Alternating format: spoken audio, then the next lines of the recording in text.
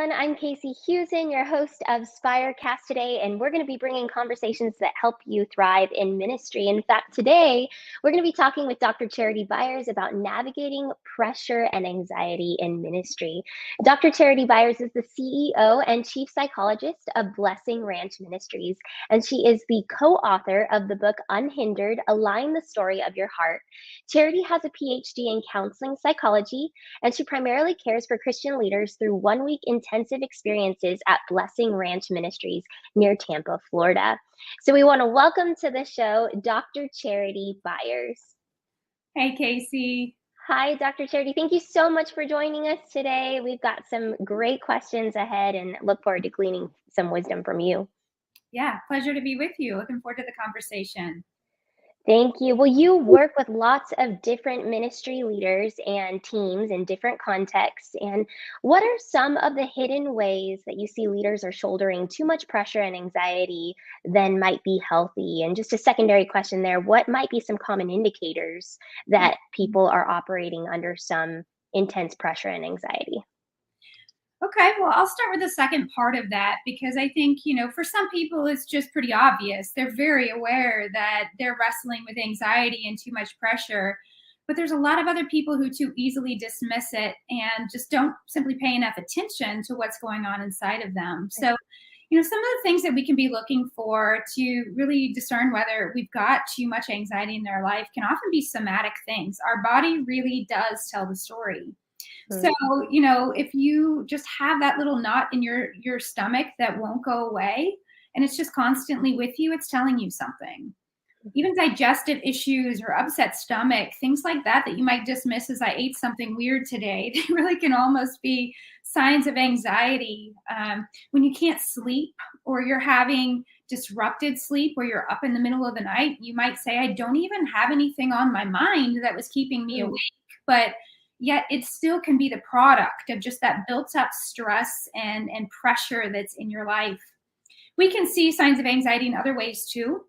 One of the clear ones is when we get decision fatigue. We feel like I just cannot think about one more thing.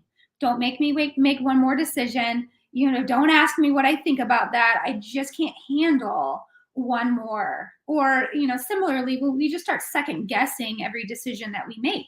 We're so concerned about it being right or making somebody upset or disappointing an expectation that we just start second guessing everything we do. And I think the last big category would be just about our desire to show up to work tomorrow. How do you feel about that when you wake up in the morning? Do you have the want to, or do you have that dread that says, oh my gosh, I just can't take, one more hard meeting or one more problem that comes today. So those would be some things that sometimes feel really obvious because they're really interrupting our functioning, and other times can feel just like, kind of hidden signs that we wouldn't even notice as anxiety. So I'd love to talk a little bit more maybe about some of the things that can be actually hidden inside of us that we don't even realize if that's okay, Kasey. Please. Well, I think one thing we should just say to all the leaders out there is most people have no idea what you carry. So much of the pressure that is on leaders is hidden in so many ways. Number one, from their church. They just have no idea. Sometimes people in their close circles can see things, but, even so much is hidden from the leader themselves. Right? Not only is it that we aren't recognizing the signs of anxiety sometimes we just don't even know where it's coming from, or what that hidden thing is within us that's producing those symptoms that we just talked about. So I'd love to just shine some light on a couple of those things in case anybody listening might connect. That would be great. One of those things, Kasey, would be just trying to meet expectations that aren't God's. I think we all know we're not supposed to do that, but how often do we really? And I think in my work with leaders, what I see so often is that leaders' own expectations are the worst. We often complain about other people's expectations of us, but truly, when you stop to unpack it, it's so much more true that we're putting those things on ourselves, and other people don't even hold as much for us as we do on our own. And the good news is, of course, is that God's expectations are actually pretty simple. Be faithful, show up, love him, love others, make disciples. So if we can really try to let everybody's expectations fall away, including our own, I do think leadership can start to feel a little bit less weighty. And even though we might Mm. have to deal with difficult people and difficult problems, if we can do it with an assurance that God has already called us faithful, man, it sure feels a lot better. Oh, yeah, I already feel a lot better hearing you say that. This is helping me. That's great, Casey. Please continue. What else? I'm glad there's something in that for you too. Well, I mean, another reflection of just something I see all the time in leaders is that they're trying to compensate for their own sense of inadequacy. Mm. And man, that puts a lot of pressure. That creates a lot of weight and puts a lot of anxiety into leaders' lives. It's just this idea that they feel like they're starting from a deficit. Mm. Um, and so they're trying to avoid maybe a fear of their own failure or feeling like they've got to prove that they belong in their seats or that they can keep up with their peers. And the funny thing is that so many leaders look really confident on the outside, don't they? I mean, you've Yep. seen this, right? They look Yep. so confident on the outside, but inside their hearts are really desperate to believe Mm. that what their faith tells them is actually true. Right. That they're really enough in the eyes of God. That's good. One more thing that I'll throw out is that I think it's really easy for a lot of leaders to forget that God is really the boss and not them. Mm. And again, we all know that. We know that God is supposed to be the senior partner here in the partnership. Right. But there's just a responsibility that gets placed on leaders. And again, we absorb it so quickly ourselves that really ignores that partnership with God too much. And so, some of this is just because everybody looks to leaders to make the decisions, to carry the weight, to figure it out. And this puts this illusion of responsibility and control on leaders. And with that comes this unneeded weight that leaders carry, and also this unhealthy tendency to kind of put their agenda ahead of God's sometimes. So, it just is so much lighter if we would just do our part, right? And let God be in charge of the decisions and the outcomes. Maybe that would help us take some of this frantic hurry out of leadership that causes so much anxiety. And maybe it could help us take even leaders off their pedestals a little bit and just let them be followers of Jesus too. That's good. I resonate with you saying, that we've just got to do our part. But as leaders, I think that's probably the most difficult thing for us to keep in mind is what is truly our part Yeah. and what is God's part. If you could kind of bring, just some, I know we're boiling it down to a pretty simple answer here, but if there's a way for you to help leaders today, just to maybe ask a certain question or just, realize this is your part and this is God's part, help define those responsibilities differently for us. Well, if I can put it really simply, our part is just to be faithful. And that just means first listen to God, let Him set the direction, and show up in it. I think His part, to put it really simply, is to be in charge of the outcomes. Hmm. So if we, show up and offer what we have, then He's in charge of the outcomes. And I think so much of the anxiety that we end up feeling comes from trying to control those outcomes. I have to make it happen. I have to meet that goal. I have to. And if we would just simply have enough trust that whatever outcome God chooses is not a reflection on us, we can stand in that part that we have, which is just simply to be faithful and show up. That's good. Thank you for that. And, the types of leaders that tend to listen to podcasts like this are probably going to be the ones who are challenging themselves quite a bit, who are going to be struggling with some Right? taking on more pressure than necessary. Yeah. Can you help us figure out that balance between the healthy challenge to grow as a leader and a situation where you might be putting yourself in a place where you're experiencing anxiety that could become harmful? Yeah, that's such a good question and great thing to have some way to distinguish. Um, it is true, as you've said, that some pressure can be a good thing, right? And we probably need to feel a little bit of discomfort along the way because that is the way of Jesus, right? He constantly wants to disrupt the status quo and help us discover more capacity that He put in us. But obviously, anxiety can turn into a bad thing real quick.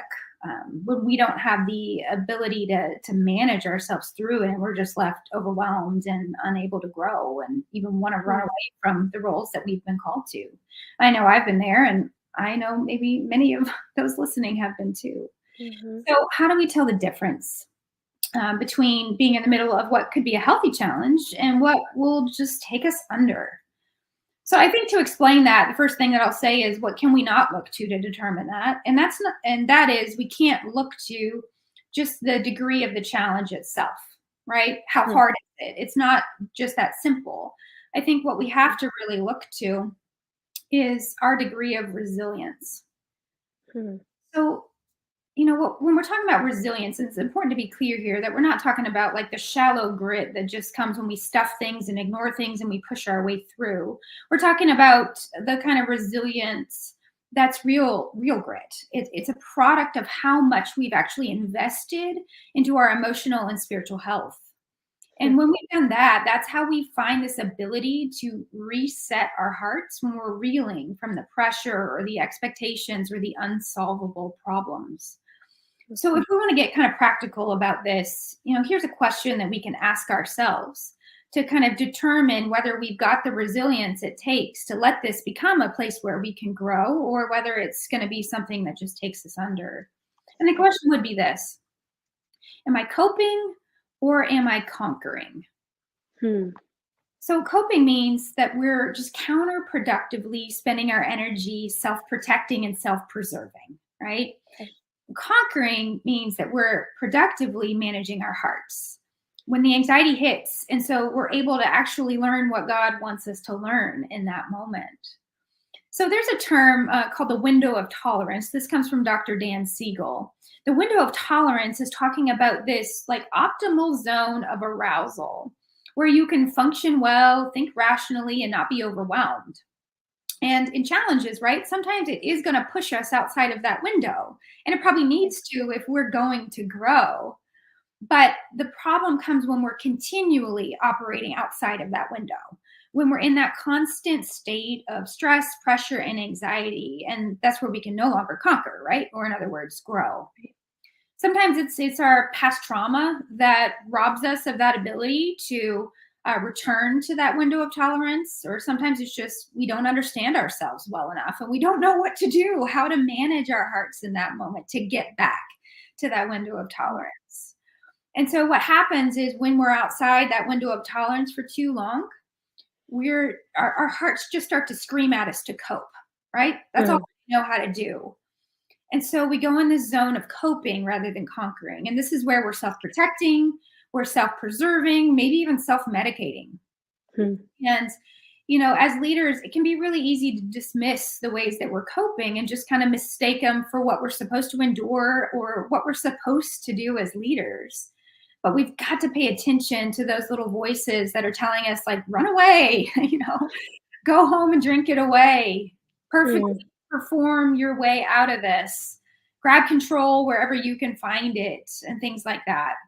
So if we're constantly coping like that, we're too overwhelmed by that challenge, and we're just going to be stuck coping rather than conquering until we get some help to grow our heart's resilience, right? That's good. Yeah. That's the good news, right? It's not the challenge that's the problem. It's that we have to learn how to reset our hearts back to that place of security, peace, and trust. And that's the hard work, but it's the work we do with God, right?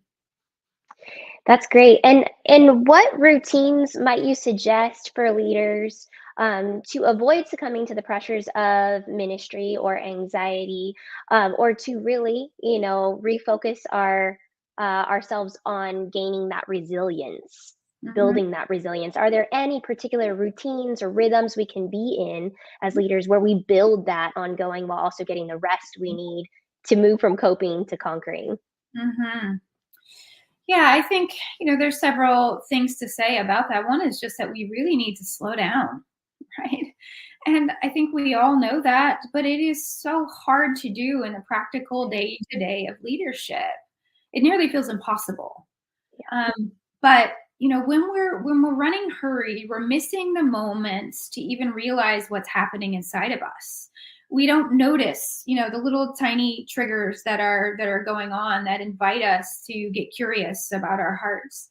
So we've got to slow down in order to just have a spirit of curiosity in our lives that allows us to, overcome some of these things. I think, it really makes me excited every time I see a church or a Christian organization out there who builds expectations of soul care into their culture. Mm. And, I'm seeing this more and more, and I'm so thankful for that. Can you talk a little bit about that? What are you seeing? What are some of the best practices?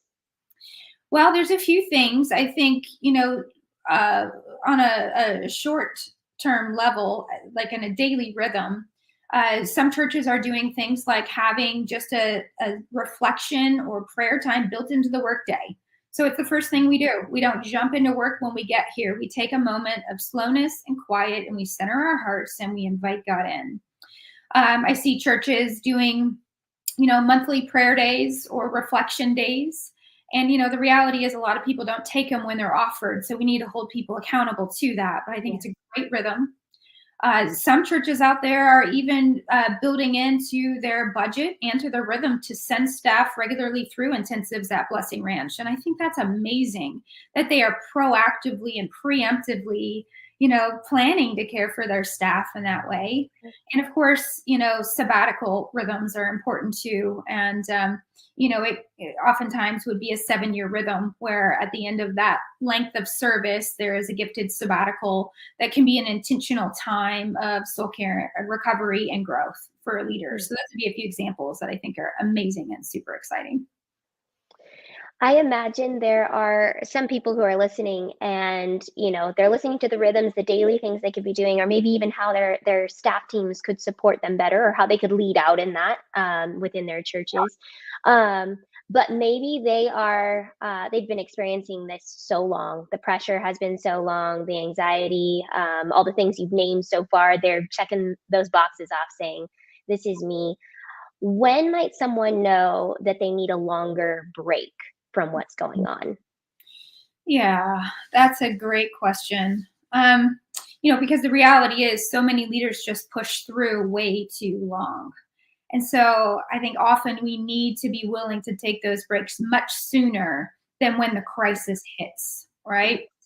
So, I think, number one, I just want to be an advocate for that preventative soul care work that we should be doing on a regular basis. But when things are starting to build within us, anxiety is starting to root, when it's time to take a break, I think there's probably a couple of things, to say about that. One is when we may still be functioning on the outside, but we just know we're not okay on the inside. It's kind of the fake it till you make it thing, and it just doesn't work very long. There's only so long that kind of grit can sustain you. And so, I think what we often do, unfortunately, is we wait till someone's not functioning, right? Till they literally can't do their job, can't show up, something's falling apart in their marriage. But when we could take that a step back and say, we're still functioning on the outside, but I'm not okay on the inside, that's the time we need to say, okay, let's take a break right there. I think the other thing that can be an indicator is I know I've got some hard work to do. I know there's maybe some trauma in my past I haven't dealt with, or again, anxiety is just kind of plaguing me daily. And I know all the things I should be doing, but I just cannot figure out a way to make bandwidth in my life to do that work while doing everything else that's on my plate. And so I think we have to make sure we prioritize correctly in those moments and say priority number one is get your heart right. And so if we can, take an extended break or just pull some things off our plate or whatever that looks like, I think that's well prioritized so that we don't get to that place of saying, I haven't been able to do the work and now it's crisis time. That's so good. Would you give any advice to anyone who is in that place where they might need to talk with, their employer about where they are and that, they need that extended break? Any advice for them who might need to have a conversation like that? Well, it's going to take courage, isn't it? And, I think the conversation about mental health, about soul care is changing in the church world, which is a great thing. And there's a lot more embracing of that than there may have been once upon a time. But I know it can still take some courage to be that vulnerable, to admit what can feel like weakness. So I would just encourage people who need that kind of courage to say there's nothing to be ashamed of, because actually it is strength to say I need help. It is strength to say I know who can help me. Meaning, if we could take an opportunity to let me dive into this, I trust God enough with my heart to know that He will walk me through this. So I think courage is number one. And I think, alongside that, to just ask for what you need unashamedly. If we can be bold in those asks, I think we can often open up our employers' eyes to what's possible. I don't know, again, what kind of church culture you might be in or what experience your leaders have with investing in counseling, coaching, or any kind of soul care work, but maybe they just don't even know what's out there or what's possible. And if we can, again, just boldly and unashamedly say, this is what I need and this is what it could look like, I think oftentimes we're more likely to get a yes or to get some buy-in, from those around us. And I think lastly, I would say, there can be so much fear around conversations like this because your job can feel like it's held over your head. Like, if I show these people my weaknesses, or if I show them that I'm struggling, what if they don't want me here anymore? And I think I would just simply say, if unfortunately, if that were the way a conversation went, that you weren't honored for your courage to share some of your weaknesses, then it may not be a place that you want to stay. And I hope for you to be surrounded by people who could be compassionate towards you in your struggles and in the things that you're carrying in your heart. Thank you for that. Is there anything more, Charity, that you haven't already shared? I mean, this has been great and hopefully super helpful to people who are listening. Is there anything more we haven't gotten to that you would want to take some time and just camp out on? Yeah. Well, I mean, I would say just, again, to anybody out there who might be struggling with anxiety or pressures or is in that place of just saying, I don't know if I can do this anymore. I think first I just want to say I have so much compassion for you. It takes so much energy to keep showing up and doing what you're doing in ministry and in life beyond while constantly battling those worries, the comparison or the fear of failing or the weight of the unfinished that's just on your shoulders. So you really are a warrior for continuing to show up every day and just serve.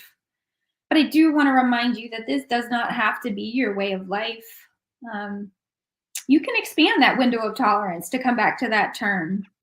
So I don't want you to just endure this anxiety and find a way to survive through it.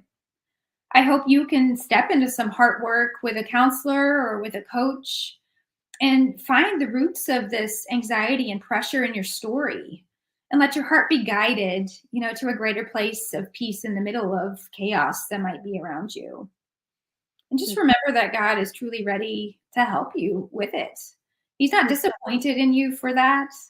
He's compassionate with you. And if you'll just fix your eyes on Him, His expectations, let Him remind you that He's in control. Let Him heal you from things of your past. Then maybe He can just help you take that deep breath of relief, knowing that you're okay in the middle of a hard assignment. And, also with that, I think, don't be afraid to look for some structure to help you go through some work that you need to do. And I think looking at, something like anxiety, a lot of people say, I just don't even know what to do. I don't know where to start. I know this has to go. So, of course, there's an encouragement here to seek counseling or coaching, but even if you need something to just pick up on your own, grab a resource. One you could grab is our resource, which is Unhindered 30 Days, but something that'll give you a strategic process to guide you through some self-discovery and kind of open that door for you to transformation. So just don't get stuck in that place that says, I don't know what to do. Reach out, grab a resource, and let something open that door for you. So good. Thank you for all of your wisdom around this, Dr. Charity.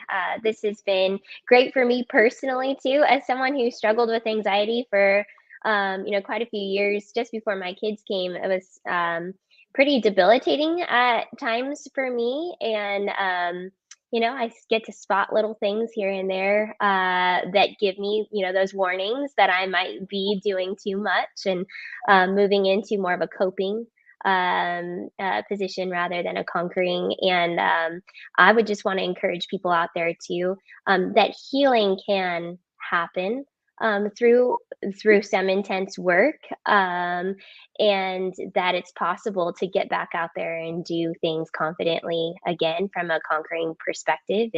And leaning on community is huge too. uh, Being open with your story with appropriate people, I feel like has helped me quite a bit when I start to slip into that, being able to lean on others who I know will be gentle with me and will pray me through that as well. So I really resonate with everything you shared today. And I think sometimes it's just nice to hear someone's personal experience as well, to know you're not alone out there. Thank you. I really appreciate you sharing that little piece of your story. And I'm sure it is a great encouragement to people to know that you get it and they're not alone. Thank you. Is there somewhere that people can follow you more online, or to find your resources that you've talked about, Blessing Ranch and also your book? Sure. Yeah, you can find us at our website, which is blessingranch.org. And there you can find out about our programs and services, as well as subscribe to a weekly newsletter if you'd want to for more content. And you can also find us on Instagram at Blessing Ranch Ministries. That's great. Well, thank you once again, Dr. Charity, for joining us today. I know this will be super helpful to many leaders out there. And so we pray that you continue to really help people as they navigate these things specifically in ministry. Thank you so much. Hey, Spire, we just want to remind you that throughout February 2023, Spire Network is offering some hurricane relief for everyone that was registered to attend the 2022 Spire Conference. Not only are we extending the early bird pricing, but Spire Network is offering a buy one, get one free hurricane relief discount on 2023 Spire Conference registrations.